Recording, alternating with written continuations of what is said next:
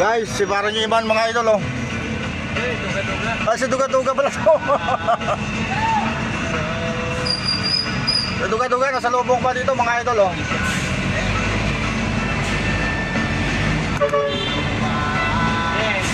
Ayan. Guys, magandang nanghali mga idol.